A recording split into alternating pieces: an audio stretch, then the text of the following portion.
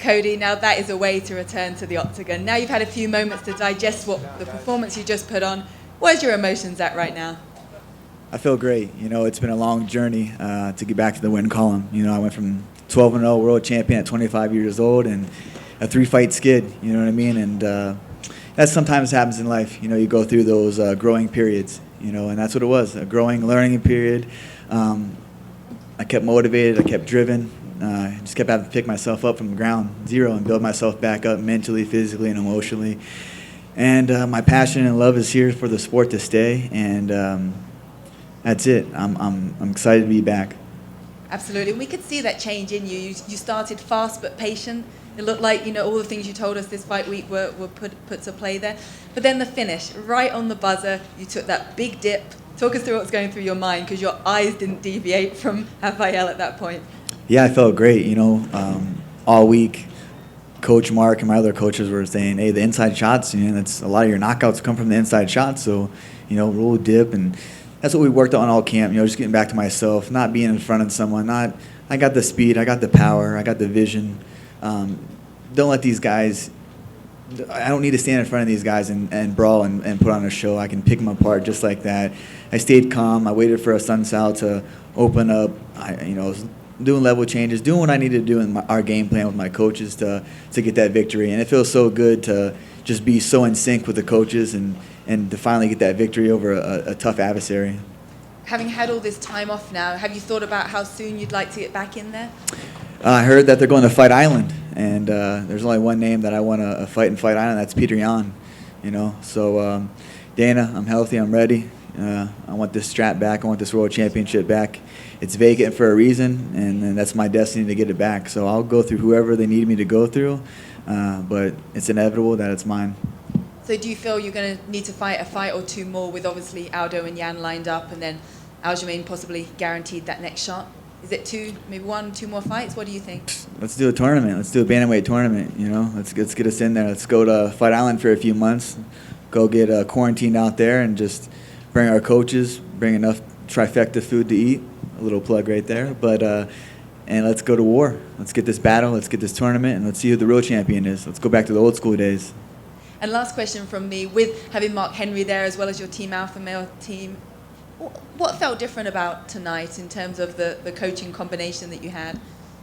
You know what? I'm so thankful and so blessed to have those men in my corner, Chris Holdsworth, Mike Malott, and Coach Mark Henry for tonight. As far as my training partners and coaches in Jersey and in Sacramento, it's been a long time, coming, and they've stuck with me. They believed in me even when I didn't believe in myself or didn't have the hunger that you needed to. In this sport, you have to be hungry. You have to be a killer. You have to keep it on. You got poor kids coming from up all over the world to have a dream to lace these UFC gloves on. And I got back to the smallest points of things, getting free Reebok gear, getting picked up from the hotel, the smallest things you don't really think about. Like, I was so excited to be here, fight week. I know I didn't get to see my family, my son. I was missing my son. Obviously, we're going through a global pandemic, but the focus was there, the passion's there, and having those guys in my corner through it all has been amazing. Just very thankful for them, the sacrifices they put in, time away from their family, time away from what they love to do, to spend a week in Renaissance Inn, quarantine, getting COVID tests shoved down their throats. You know what I mean? Like, hey, those guys I would love to have in my foxhole every single time I go to war. Sounds like it was worth it. Great to have you back. Thanks, Caroline. Cody, you said all the right things along the way, man, and you were always professional. But during this stretch, was there ever a time that even you started to doubt yourself and think, maybe I'm not that guy anymore? You know what? That's one thing that I was blessed with, man. I never doubted myself. I didn't have that fire. I didn't have that hunger to go in there every day and I felt like I was just clocking in. It was a job. Fighting was, when I had nothing, I had fighting. I always had fighting. Even when I was trying to be away from fighting, run away, crawl away, I always got sucked back into fighting. And this is my true destiny, is to be the best fighter. This is what God has blessed me with, the abilities, the speed, the power, the never giving up. There's so many people in this life that get knocked down and they stay down and they don't get up. I was freaking on top of the world. I was 25 years old, world champion, dethroned one of the greatest bantamweights in the world from a 3-fight skid. You know how hard that was? to get up and do that. You know what I mean? But I have people that watch me. I have people that look up to me. I have a son that I want to show that the work ethic, and no matter times you fail at life, you got to learn and grow and just pick yourself up and keep marching forward. So I want everyone to just be motivated by what I was able to do, and just, and that's what I hope to do for the rest of my career. Is no matter how many times I win or lose or how many titles I win, but at the end of the day, man, I just never give up. No matter what you're going through in life, it's a hard world. It's not a fair world, and it's a crazy world we live in. You just got to keep a goal, keep driven, and keep your desire to be the best. We saw a little bit of the showboating that we've come to love from you. Was there a moment in there where you felt comfortable and said, okay, I can have a little fun in here? Yeah, man, I just love to fight, and when I'm on like that, I like to have a little bit of, showmanship. But inside, we had a couple conversations inside there. He kept throwing that wheel kick, and I was like, man, that's like the 4th time you threw that, bro. Like, he's like, I'm gonna keep throwing it. And I'm like, all right, I'll keep dodging that shit. Hopefully, it don't get me with one. But hit him a couple times hard. I knew he was hurt, and I was like, oh, that one hurt him. I yelled at the coach. He's like, oh, he's hurt. Like, let me just slow it down a little bit, And he chatted back, oh, it's going to take more than that. I'm like, all right, he's game. He's a game dude, you know what I mean? And it shows for a reason. He's been here since the WEC days. He's been top 5 for however long, decades. And he's a hard dude to finish. Hasn't been knocked out in, 10 years, So I'm happy with my performance, and just excited to just keep it building from there. Last thing for me, settle the debate. Who had the better one-punch KO tonight? Was it you or Sean O'Malley? Bro, come on. Dana White, give me that $50K. You got the 50K. Oh, hey, thank you, Dana. Thank you. I appreciate it. Cody, back here. Jim Greashopper, cage side seat. Hey, I just wanted to say congratulations, but I want to ask you about a night that the bantamweight division shined maybe like never before. In one night, right? Former champ comes back with an emphatic statement. What are your thoughts on the state of the division right now? Where do you see yourself? And how long do you think before you're ready to take that shot and maybe put that gold back around your waist? Man, I just watching the bantamweight get so much hype, and not even hype, but just recognition on the night. I'm just excited, man. There's going to be so many potential bouts that I can have, so many potential knockout performance bonuses that I'm going to get in my bank from all these guys. They come out and show up. I'm excited for the bantamweight division. It's the best division in the UFC. We have some killers. It's a shark tank. I mean, you got Dominic Cruz in there. You got Uriah Faber still, doing what he wants to do. I mean, you have so many guys that are. It's a shark tank division. You know what I mean? They're talented. They're fast. They're strong, and I'm just excited to get back to the top and get my title back and come one, come all. How is it different, the feeling you have right now? And I've interviewed you a lot over the years as you were coming up, that hunger that you had. How is it different right now trying to reclaim that spot from when you were trying to claim it to begin with? Yeah, I knew, having a heart-to-heart with myself for the past few years, I knew I trailblazed the path and become a world champion. 25 years old. I fought everybody they put in front of me, knockout artists, undefeated killers in there. Whoever they had me fight, I ran through them. Outclassed Dominic Cruz in one of the best, title fights there was. And, I lost that hunger a little bit. I really lost that hunger. And I wasn't able to really manifest or, have visions or dreams. So I was focused on, getting healthy and overcoming my injuries. And that was the hardest part, man. Injuries are such a sucky part of this sport, man. It really is. If I could, just say that, the injuries was a hard thing to overcome. It was harder than getting the world championship, but I battled through those. I kept strong. I did everything I needed to do. My coach, Michael Malott, he's like, bro, all camp, he's like, you're that fucking 23-year-old kid with a chip on his shoulder. Like, you just walk around with the confidence again. I was like, damn, man. And I kind of feel like that again. I'm 28 now. I got a child. I got some gray hairs in my beard.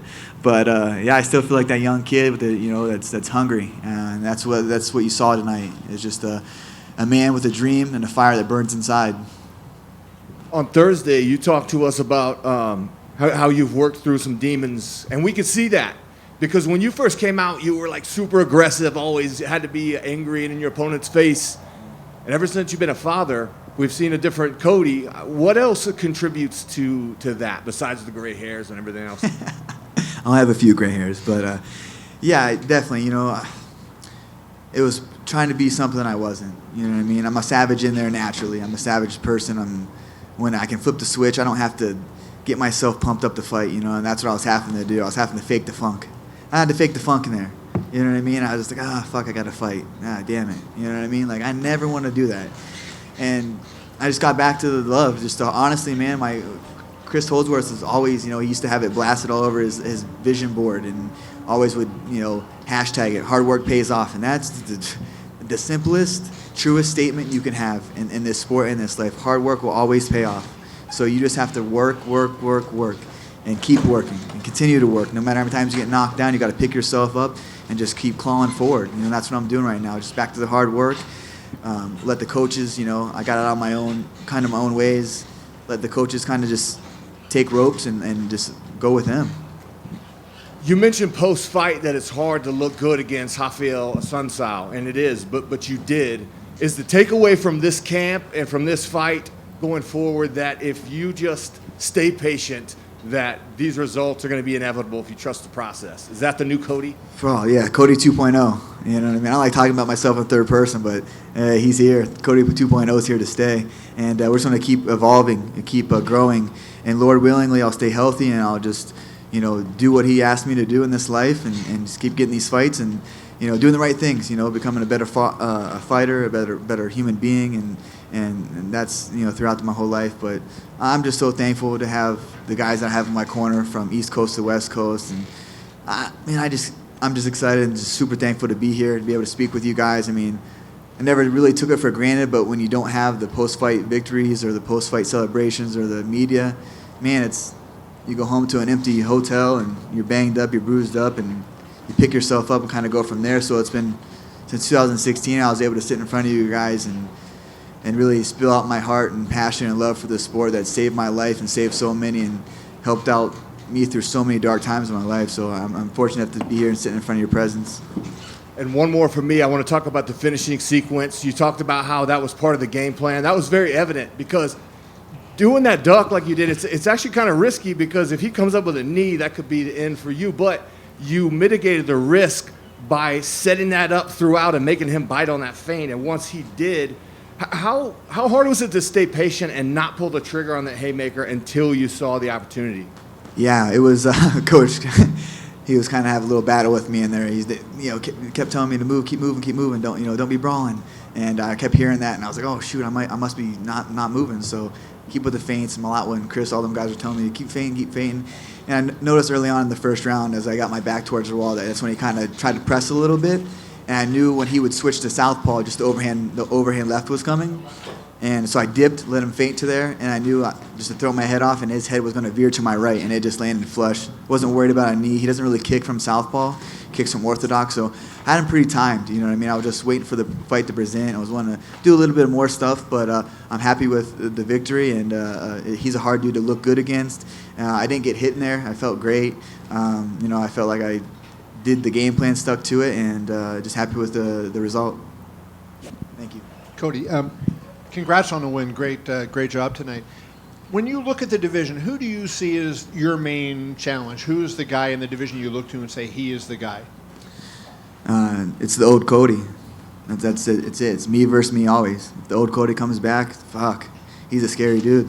You know what I mean? Cody 2.0 is here, and I just got to keep bettering myself inside my profession, outside my profession, doing the right things in life, making the right decisions, and everything else falls into place. So I don't fear any man. I fear myself.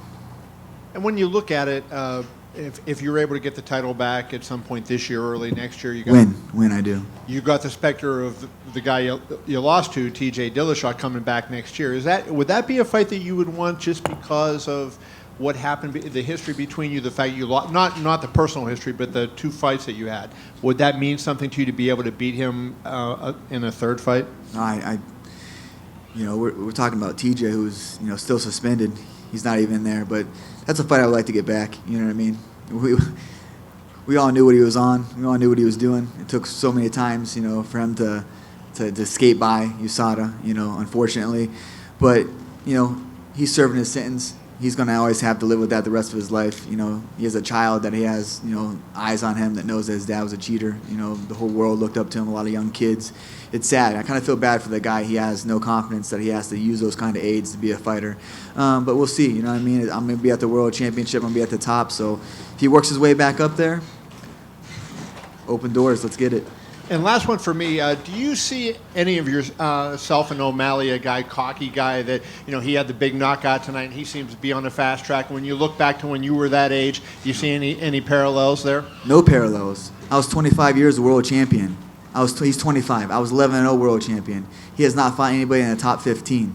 How many people did I fight in the top 15? Under 2 years in the UFC, I became a world champion. That's a fast track. I was fighting the best, am the best, will be the best. No comparison. But I will say I like his style. I like his little flashy hair. You know, it's cool for the division. So keep doing his thing. Keep getting those wins. We'll see you at the top, buddy. Cody, you said you and everybody knew that Dillashaw was on EPO. Do you mean that knowing beforehand or just after the fact? You know, I don't really want to get into that. Yeah, that's kind of ship has sailed. You know, I feel like that was a big burden. A lot of us, you know, you know, like the kid grew up in the Team Alpha Male Tuttlage, you know, so it is what it is. You know, that's behind us. He's serving his sentence. You know what I mean, for his wrongdoings, knowing that he was doing it. Karma always comes to those who are doing bad things. So he got his karma. He's serving his sentence. And I'm here. I'm in the winner's circle. I have a big knockout. And that's what we're going to talk about. Do you think the EPO is a problem in the division? And man, I just wish USADA would, you know, be more testful. You know what I mean? Urine samples. We do urine samples, but are you doing blood? I haven't got a knock on my door for blood forever. You know what I mean? How do you detect EPO? You know, let's do more invasive. If we're going to go all in on this and we want to be a leading standard in, you know, natural athletes, you know, drug-free athletes, we're going to preach that. Let's do that. Let's have those come. I don't mind. Wake me up at 7 a.m., stick a needle in my arm, make me piss. Doesn't matter. If it makes it clean, I'll do it. But I don't know when the last time I had a phlebotomist come and jab a needle in my arm for USADA to test us. How easy is it to get over a drug test? I don't know. I don't need to cheat. Never will have to cheat. But if you're going to eliminate it, make it more strict, more invasive. Cody, you mentioned that you fell out of love with the sport. Can you take me to the moment when you found the spark again?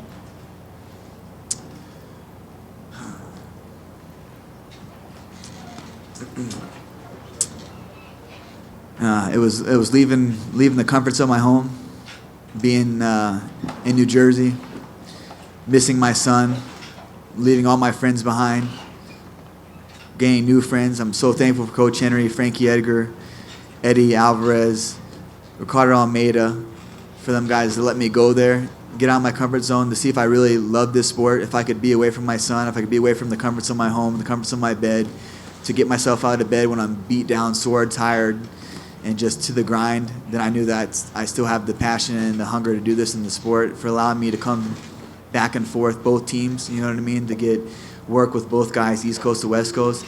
That's really when I found the spark back. That's when I really knew that I had love for this sport, to go 3,000 miles away from my son, missing his, you know, sacrificing a lot. I know we sacrifice a lot in this sport, you know what I mean? I'm not up here to say a lot of people sacrifice a lot in life, but for me to sacrifice and know that that's what I needed to do to get the love back for it, to know that I really loved it, you know, to be away from my son. I was away from 2 months, you know what I mean? Like, I didn't have a father growing up, so I didn't want to miss out on anything. It was the hardest time of my life to do that, but, you know, it was great to be able to, you know, go work with Coach Henry, Coach Ricardo, come back, work with Malott, work with Holdsworth and the guys. So I'm just thankful, man. I'm just thankful that my passion is reignited, and that's when the spark flew, knowing that getting yourself up at 6 in the morning to go drive over to Coach Mark Henry's house and do 10 rounds of pad work, and then go to Ricardo's after a long week of, you know, training with new guys that are trying to kill you, and then you go back home and there's new guys that are still trying to kill you back home. So it's awesome, man. I'm just so happy that the passion's burning again.